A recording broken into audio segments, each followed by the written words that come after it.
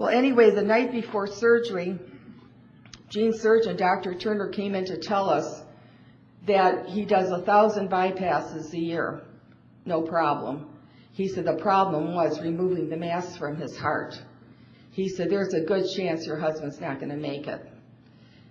So he said, we're going to go in, and when we remove the mass, if Gene's still alive, we'll continue with the bypass, but we'll tell you when that part of the surgery is over with. Well, the next morning, Gene was supposed to have surgery at 5:30 a.m. To make a long story short, they kept postponing it and postponing it and postponing it until finally they took him to surgery at 3 o'clock.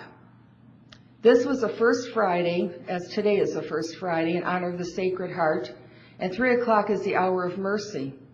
And Gene was taken into surgery. Surgery began at the hour of mercy. About an hour and a half into the surgery, the doctors called us in the waiting room. Melissa took the call. And the surgical nurse said the doctors searched for an hour and a half. They took echocardiograms. They called Dr. Lieberman back in. They said, we can't find the tumor. It's gone. It's not there. It disappeared. They had no medical explanation for it. I knew who it was. It was Father Solanus.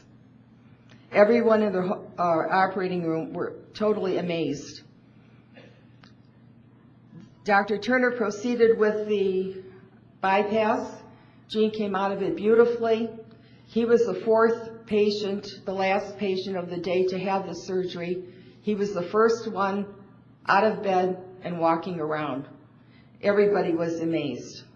2 weeks later, on September 19th, Gene had an ICD implant to address his arrhythmia problems, and they implanted a defibrillator in his chest.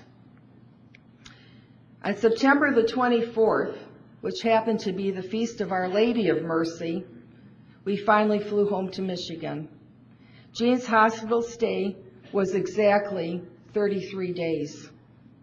When we returned to Michigan, Gene had his first appointment with a Beaumont cardiologist.